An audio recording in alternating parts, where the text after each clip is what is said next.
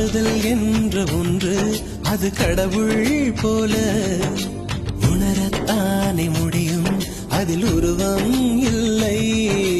காயம் கண்ட இதயம் ஒரு குழந்தை போல வாயை மூடி அழுமே, சொல்ல வார்த்தை இல்லை. அன்பே உன் புன்னகையெல்லாம் அடி நெஞ்சில் சேமித்தேன், கண்ணே உன் புன்னகையெல்லாம் கண்ணீராய் உருகியதே. வெள்ளை சிரிப்புகள் உன் தவறா, அதில் கொள்ளை போனது என் தவறா?